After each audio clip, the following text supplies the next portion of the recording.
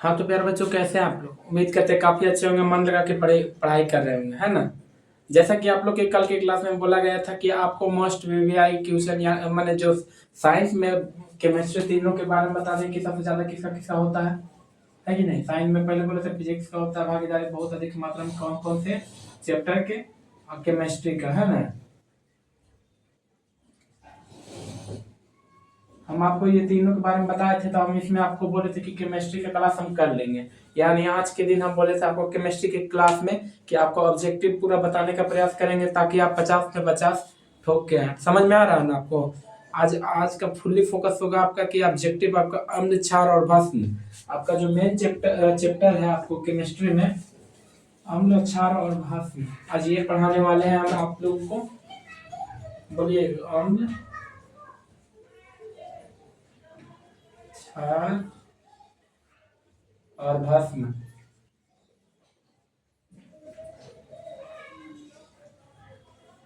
कहीं कहीं पे लवण भी रहता है लिखा, ठीक है ना। इसको इंग्लिश में कहते हैं एसिड, बेस एंड साल्ट, ठीक है ना।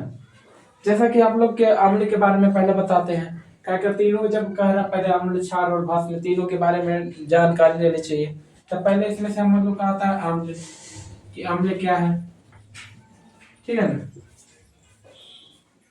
तो देखिए, अम्ल वह पदार्थ है जो आपको खट्टापन महसूस कराता है, खट्टा जो लगे, जिसमें कम अम्ल की कम मात्रा भी होती है, किसी में ज्यादा होता है। ज्यादा मात्रा जिसमें होता है वो अधिक मात्रा में हमको खट्टा लगता है ना। जैसा अचार वगैरह खाते हैं तो ऐसे टरटराते हैं जिससे आंख को मैंने बंद हो जाता है ना, जिसके कारण से आपको पता चलता है ये खट्टा है ना। जैसा कि आप समझ रहे हैं ना कि ये पदार्थ खट्टा है नहीं खट्टा है, ये सब पता चलता है। अम्ल अगर किस में पाया जाता है, जो खट्टे पदार्थ होते हैं उसमें अम्ल पाया जाता है, ठीक है ना। अब अम्ल के बारे में बात कर रहे हैं तो इसमें दो तीन एग्जांपल बताना। अगर पूछे देगा कि इनमें से कौन सा अम्ल है, ये हो गया H2O, H2SO4,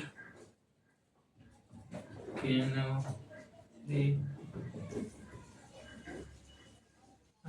इनमें से कोई नहीं।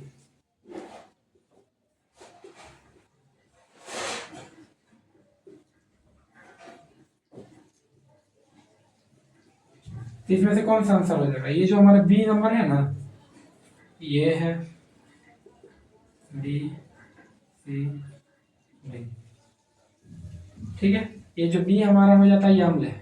ये क्या है? ये जल है। जल का सूत्र होता है केन, पोटेशियम नाइट्रेट का सूत्र, है ना। जैसे सोचिए, इसमें जो अम्ल को पहचानने के लिए दे देगा कि चार पांच को अम्ल का भी डिफिनेशन याद रखिएगा कि अम्ल कौन कौन सा है, अम्ल नहीं है, ठीक है ना। जैसे आपका रहेगा कि आपसे पूछ सकता है, ठीक है। अब जैसे हम अम्ल के बारे में बता रहे हैं, तो कोई कोई ऐसा हम लोग फल वगैरह खाते हैं, चाहे दही खाते हैं, है ना। तो उसमें भी अम्ल की मात्रा होती है।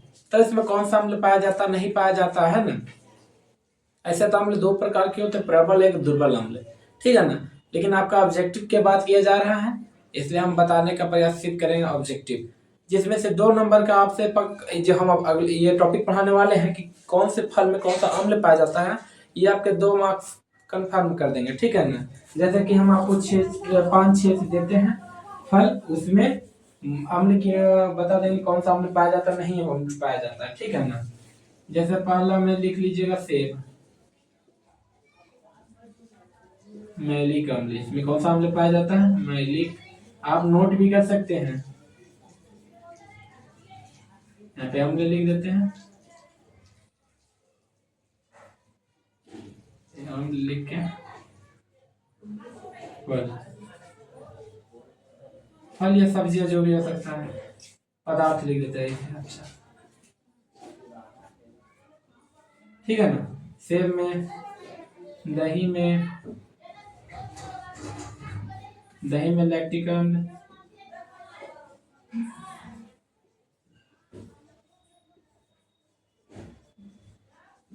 ठीक है ना। सिरका में एसिटिक अम्ल,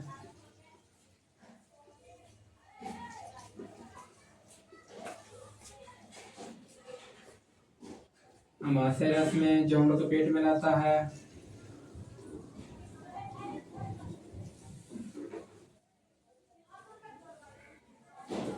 HCl हाइड्रोक्लोरिक अम्ल, ठीक है ना। के बाद हो जाएगा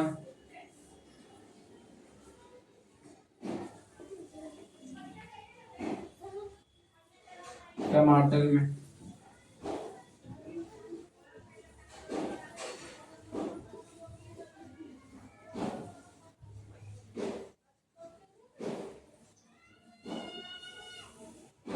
ये इसमें से 2 नंबर का आपसे पूछेगा, ठीक है ना। कहीं से भी पूछ ले, आपसे इसमें से पूछ सकता है, ठीक है ना, कि सेब में कौन सा अम्ल पाया जाता है, तो आप लोग क्या बोलिएगा, मैलिक अम्ल। हम इसको याद करने का ट्रिक भी बताते हैं ताकि आप अच्छे से याद कर पाए, ठीक है ना। ये ने बात समझे कि ये क्या है, सेब है। सेब है ना। सेब को आप देखते हैं कि डॉक्टर रिकमेंडेड करता है कि आप जो बीमार है, जितने भी बीमार पेशेंट है, वो कृपया कर सेब खाए, सुबह सुबह सेब खाए। तो सेब या मैलाहा आदमी उसको कहते हैं, जिसका तबीयत वगैरह खराब होता है उसको मैलाहा आदमी कहते हैं। तो जब मैलाहा आदमी होता है तो मैलिक अम्ल, मैलिक अम्ल, सेब मैलाहा आदमी खाता है इसलिए मैलिक अम्ल, मैलिक अम्ल। सेब मैलाहा आदमी खाता है इसलिए मैलिक अम्ल, ठीक है ना। अब दही की बात किया जाए, यहाँ पे लैक्टिक अम्ल लिखा हुआ, क्या है, लैक्टिक अम्ल। लैक्टिक अम्ल मैंने समझ लीजिए दही किसके जैसा लगता है, तो समझ रहे हैं ना, जो बाथरूम में होता है वैसे उसको क्या कहते हैं ना, तो वही लैक्टिक अम्ल, ठीक है। इसके बाद सिरका में कहते तुम तो नहीं, इतना इतना बिगड़ गया, हमें कोई मतलब नहीं, हम ऐसे ठीक है ना। ये तुम जैसे हो गया, एक महिला आदमी खा रहा है, एक बाथरूम में मिल रहा है, यही बोला नहीं ना हम ऐसी ठीक है ना, हम ऐसी ठीक है, यानी एसेटिक अम्ल। बाकी आपको ये तो पता ही होगा, 7-8 क्लास में पता चल जाता है कि अमाशय रस जो हम लोग के पेट में होता है, अमाशय में होता है, HCl हाइड्रोक्लोरिक अम्ल होता है, ठीक है ना। इसके बाद टमाटर में, ये जहाँ ये सब जान गया ना, कहा ना आप नहीं जानेंगे, मैंने ऑक्जेलिक अम्ल, आप नहीं जानेंगे ऑक्जेलिक अम्ल। ये जो आपको 5 को हम बताया, 5 में से कंफर्म रहे, 2 नंबर इससे ऑब्जेक्टिव में पूछेगा, ठीक है ना। तो और आगे जैसे 2 नंबर का आप कंफर्म करवा दिए, ठीक है ना।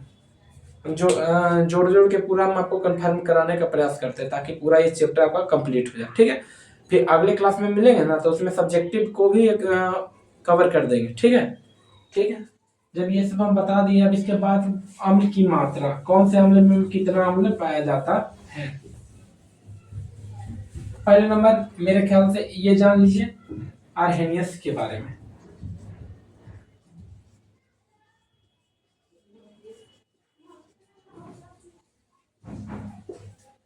आर्हेनियस एक वैज्ञानिक है जिन्होंने बताया कि अम्ल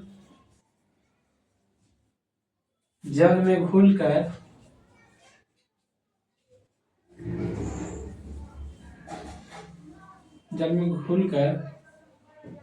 हाइड्रोजन धन आयन देता है, ठीक है ना। लेकिन क्षार जो होता है ऋण आयन देता है, क्षार जल में घुलकर कौन सा आयन देता है, ऋण आयन देता है, ठीक है ना। इधर अधिकतर जो होता है धातु, अधिकतर क्या होता है, क्षारीय होता है, धातु हमेशा क्षारीय होता है। धातु ऑब्जेक्टिव में आ सकता है कि धातुओं का मैंने कैसा रहता है, तो क्षारीय होता है, क्या होता है, क्षारीय होता है। तो आप आर्हेनियस के बारे में बता दें कि ये जल में घुलकर अम्ल, क्या अम्ल जल में घुलकर हाइड्रोजन धन आयन देता है, और क्षार जो जल में घुल के हाइड्रोजन ऋण आयन देता है, ठीक है ना। ये सब आपको बता चुके हैं। अब इसमें ध्यान दीजिएगा कि आपको जो हम लिखवाए थे उसका अम्ल की कितना मात्रा पाया जाता नहीं पाया जाता, हम आप उसके बारे में हम बताने वाले हैं, ठीक है ना। इससे मान के चलिए आपको 1 नंबर पूछ सकता है, तो ये आपका कितना नंबर कंफर्म हो गया, 3। आप बताओ, मैंने इसमें डिटेल से जाने का प्रयास करते हैं।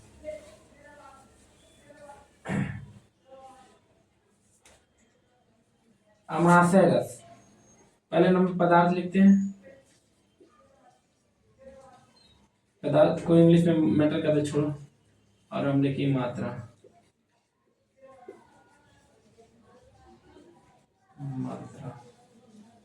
ठीक है ना।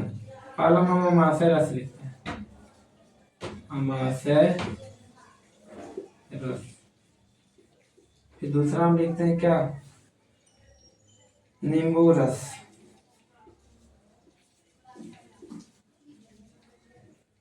तीसरा क्या लिखेंगे हम लोग, सिरका,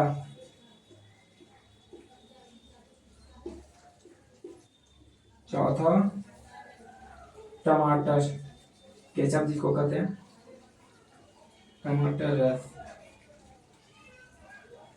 इसमें लंबा जाएगा, ठीक है ना। पसीना जो हम लोग के शरीर से आता है, और खून, खून में भी अम्ल की मात्रा होती है। फिर पेशाब हो गया,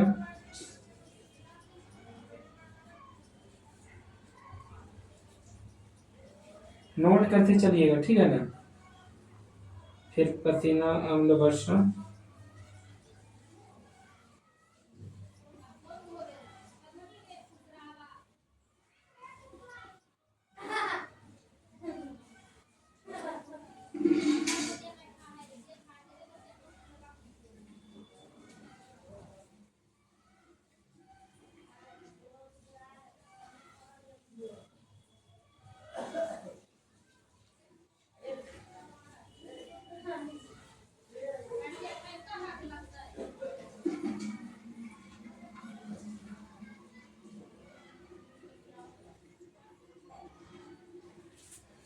शुद्ध जल का पीएच मान 7 होता है। कितना होता है? 7, 7.0 या 7 भी लिख सकते हैं, ठीक है। दूध का पीएच मान होता है, देखिए बुरा नहीं मानिएगा, यादव लोग को 65 कहा जाता है। 65 कहा जाता है ना, तो 65 से याद रखिए 6.5, 65 से याद रखिए 6.5। और अम्ल वर्षा का जो पीएच मान होता है वो 56 होता है। क्या होता है? 56 मत बोलिएगा, याद करने का है ये सब, मैंने मेरा हम अपने याद करते थे, 56 बीच में पॉइंट दे देते थे, 5.6, ठीक है ना। और जो पेशाब का पीएच मान होता है, पेशाब का होता है शायद, पेशाब इसका 6 होता है, ये भी अम्लीय होता है, ठीक है ना। और खून का पीएच मान 7.4 होता है। पसीना का पीएच मान होता है 4.5। और जो टमाटर रस का पीएच मान होता है 4.1। सिरका का होता है 3.0, यानी 3 होता है, ठीक है ना। और नींबू रस का होता है 2.5। और जो आखिरी बचा हुआ हमारा है, यानी इसका 1 होता है, ठीक है। ये इतना आपको दिया गया है। खैर 2 और इंपॉर्टेंट है, उसको नहीं छोड़ते हैं हम, उसके बारे में भी लिखा देते हैं। आंसू का पीएच मान, ठीक है ना। आंसू का पीएच मान, आंसू का लिख दीजिएगा। आंसू एक और हो जाता है क्या, पीत, पीत है चुना जल, पीत, पीत चुना जल, चुना जल। आंसू का पीएच मान होता है, आंसू का कितना होता है? 7.3, 7.3। और पित्त का होता है 7.5 से लेके 8.8 तक, ठीक है ना। चूना जल का पीएच मान होता है 11। अब बात को समझिएगा, ये जो आपको हम कितना लिखा है, 10 10 3 13, 13 गो में से आप कंफर्म रहिएगा कि आपसे 4 नंबर कंफर्म हो जाएगा। फिर यहाँ से कितना हो जाएगा? 4 नंबर प्लस 4 नंबर, यानी आप समझिएगा 7 नंबर आपके अभी पैकेट में आया हुआ है, सिर्फ अम्ल से, ठीक है ना। बात को समझिएगा, अम्ल वर्षा का पीएच मान 56 होता है। 2-3 को कुछ कुछ याद करने का कोशिश कीजिएगा। पीएच मान क्या होता है, पीएच स्केल के बारे में हम बताएंगे, ठीक है ना। ये पहले आप इतना उतार लीजिए, समझे ना। ये स्क्रीनशॉट भी ले सकते हैं इसका, ताकि आगे उतार सके। इतना जो हम दिए हैं ना, इसमें से अधिकतर पूछता है शुद्ध जल का, कभी कभी पूछ देगा, चूना जल का पूछ देगा, पीत का। पीत आप नहीं समझते हैं, देखते हैं अगर चिकन वगैरह जो भी आप लोग खाते हैं, अगर नॉन वेजिटेरियन है, तो अगर आप देखते हैं कि उसमें जो कलेजी होता है, कलेजी के बीच में एक पित्ताशय होता है, पित्ताशय को ही पित्त कहते हैं लोग, ठीक है ना। उसमें जो वो फुल क्षारीय होता है। कहिए कैसे, हम आपको जब पीएच स्केल के बारे में बताएंगे तो आपको फुल डिटेल होगा। आप पहले नंबर स्क्रीनशॉट ले लीजिए, ठीक है, ले लिए। अब आगे बताते हैं। ये सब आपको तो हम 7 नंबर कंप्लीट करवा दिए हैं। 12 से 13 नंबर का जो ऑब्जेक्टिव पूछता है हम उसको भी कंप्लीट कराने वाले हैं, ठीक है ना। ये पूरा चैप्टर से 12 से 13 नंबर का ऑब्जेक्टिव पूछता है, तो आपको हम 7 नंबर हम कंप्लीट करा चुके हैं और आगे हम बढ़ रहे हैं, ठीक है ना।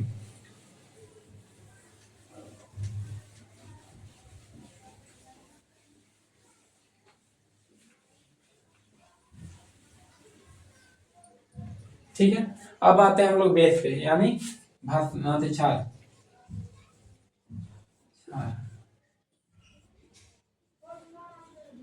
पहले इसके बारे में समझिए क्या होता है, ठीक है ना। ये धातु अधिकतर क्षारीय होता है, हम आपको बता चुके हैं, ये आप नोट भी कर सकते हैं, धातु क्षारीय होता है, धातु क्षारीय होता है, धातु क्षारीय होता है, ठीक है ना। अब धातु के बारे में बता दिए, यह स्वाद में कड़वा होता है, स्वाद में कड़वा होता है।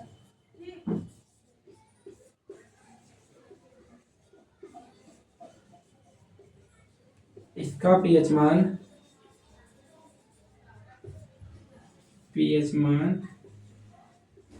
के बारे में आपको बताएंगे, ठीक है ना। इसका पीएच मान 7 से अधिक होता है।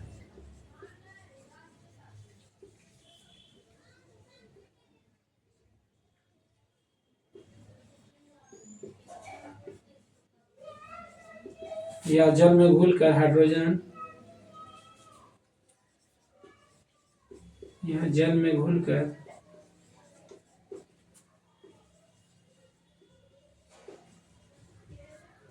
हाइड्रोजन ऋण आयन देता है, हाइड्रोजन ऋण आयन देता है।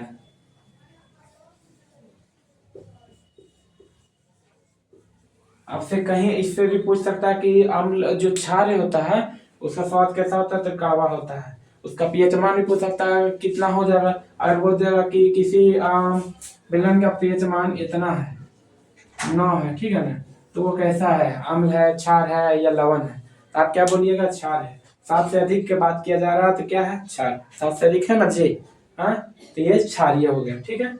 फिर इसके बाद हम आगे जो देखने वाले हैं, पहले इतना आप नोट कर लीजिए या स्क्रीनशॉट कर लीजिए, ठीक है ना।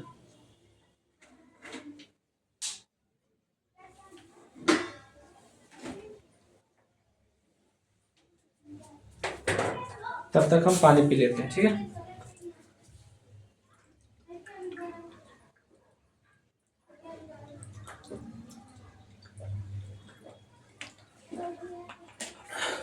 ठीक है, हो गया। इसको साथ में नोट करते चलिएगा। अब हम जो आगे पढ़ाने वाले हैं वो तो 2 टॉपिक होने वाला है। एक होता है ना कि ये दोनों का भी क्रिया बन के क्या होता है, और दूसरा लिटमस पत्र के बारे में हम बताने वाले हैं कि क्या होता है लिटमस पत्र, उसका उपयोग क्या है, वो किस काम में आता है, नहीं आता है, ये सब हम आपको बताने वाले हैं, ठीक है ना। तो दिल थाम के बैठिए, ठीक है। अब इधर बात को समझिएगा कि हम आपको तो ये पढ़ा चुके हैं, एसिड बेस दोनों पढ़ा चुके हैं। अब साल्ट के बारे में पहले हम बता देते हैं कि साल्ट क्या होता है, ठीक है ना, तब हम आगे बढ़ेंगे। पहले से 1 नंबर इसमें जोड़ दीजिए, क्या, साल्ट यानी लवण या भाषण, साल्ट कहते हैं, ठीक है ना। साल्ट क्या होता है, इसका पीएच मान इस स्वाद में नमकीन होता है, स्वाद में नमकीन होता है, नमकीन होता है, ठीक है ना, ये स्वाद में नमकीन होता है। और दूसरा बात, इसका पीएच मान 7 होता है। ये इसका सामान्य सूत्र, सामान्य लवण का सूत्र अगर पूछे तो NaCl। इसका रासायनिक नाम सोडियम क्लोराइड, सोडियम, 1 नंबर यहाँ भी पूछ सकता है, सोडियम क्लोराइड,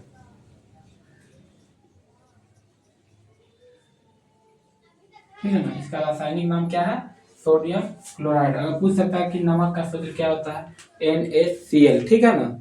आपको ये भी हम एसिड, बेस एंड साल्ट, आपको ये तीनों हम बता चुके हैं। अब जो हम बताने वाले हैं लिटमस पत्र, उससे पहले हम बताते हैं पीएच स्केल क्या है, जो हम आपको पीएच इसका इतना कर रहे हैं, है ना।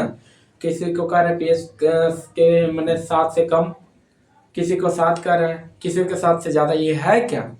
आपको समझ में नहीं आ रहा, फर्स्ट टाइम आप पढ़ रहे हैं ना, तो जिससे हम बता देना चाहते हैं यह एक ऐसा माध्यम है जिससे किसी पदार्थ के अंदर लवणता तथा अम्लीयता या क्षारीयता का पता चलता है। कैसे? तो देखिएगा, यह एक वैज्ञानिक द्वारा प्रस्तुत किया गया एक स्केल है जिसपे 0 से लेके 14 तक की संख्या होता है, ठीक है ना। 0 से लेके यहाँ तक लास्ट होता है 6.9 तक होता है। 0.1 से स्टार्टिंग होता है ना। यहाँ से 7.1 से स्टार्टिंग होता है, एक खत्म होता है 14 तक, ठीक है ना। 14 तक बात को समझिएगा। यह जितना कम रहेगा उतना अम्लीयता अधिक रहेगा, ठीक है ना।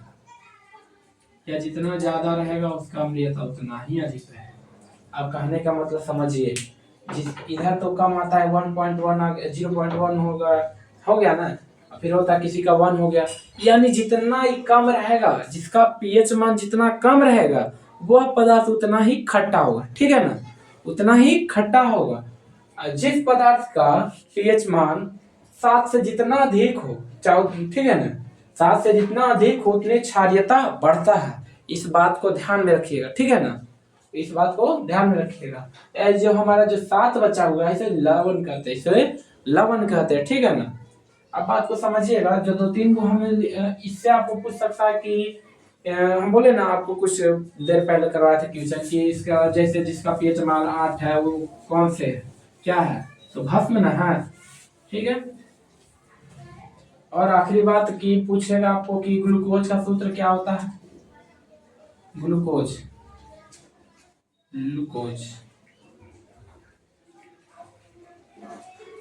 C6H12O6।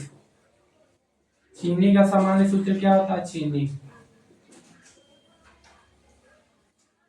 C22O11H।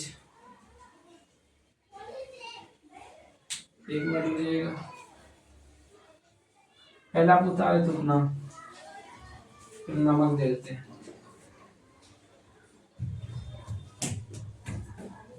नमक NaCl, जल 2H2, ठीक है ना। ये आप तब तक उतारिए, हम आगे हम बताते हैं।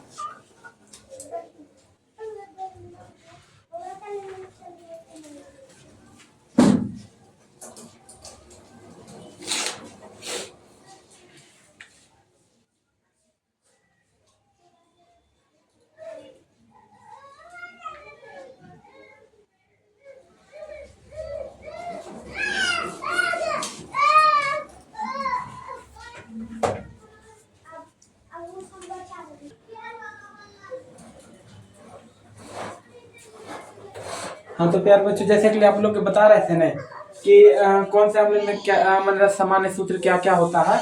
अब इसके बाद हम लोग आपको बताने वाले किसका, खाने वाला सोडा, जिसको यूज होता है हम लोग के घर में, खाने वाला सोडा। इसका सामान्य सूत्र होता है NaHCO3, ठीक है ना।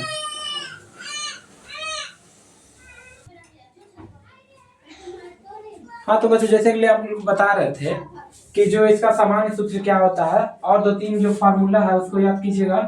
ये हो गया 4, 5वां आपको हो जाएगा सोडियम का बाइकार्बोनेट। इसको उससे अच्छा होता है सोडियम कार्बोनेट या धोने वाला soda. Sodium carbonate, sodium carbonate या धोने वाला सोडा कहा जाता है, ठीक ना, धोने वाला सोडा जो घर में उपयोग होता है। सोडा जो घर में उपयोग हम लोग करते हैं, पाउडर का जो कपड़ा धोने में करते हैं उसी का, ठीक है ना। इसका सामान्य सूत्र होता है Na2CO3 इंटू 10H2O, ठीक है ना, 10H2O इसका सामान्य सूत्र होता है, ठीक है। ग्लूकोज, बाकी सब इतना जो है। एक और जो होता है विरंजक चूर्ण, विरंजक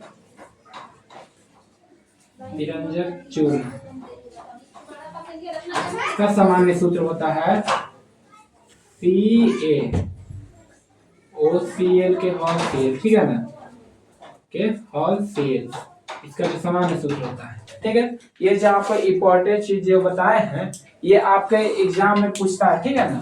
1 से 2 नंबर का इसमें से पूछता है, यानी यहाँ पर से 2 नंबर यहाँ पे कंफर्म कर लीजिए, तो आपको हो जाएगा हो जाएगा 10 नंबर। आपका जो हम अभी तक की तैयारी करवा चुके हैं वो 10 नंबर की तैयारी हम करवा चुके हैं, ठीक है ना। तो जैसा कि हम आपको सिर्फ ये बात बताए थे कि ऑब्जेक्टिव के बारे में, कि हम ऑब्जेक्टिव के खाली क्लास लें, ठीक है ना कि हम सब्जेक्टिव के बारे में बोले थे। इसलिए जो आज का ये क्लास जो इतना हुआ है, इतना अगर आप कंप्लीट करते हैं तो आपका ऑब्जेक्टिव जो इस चैप्टर से 10 नंबर का आपका कंप्लीट होता है। आपका एग्जाम में 10 नंबर का ऑब्जेक्टिव कंप्लीट होता है, ठीक है ना। लेकिन ये हम बात ऑब्जेक्टिव के लिए किए थे, और जो सब्जेक्टिव का है ये मिलते हैं अगले वीडियो में, ठीक है ना। तब तक के बने रहिए एएस क्लासेस के साथ। मैं आकाश कुमार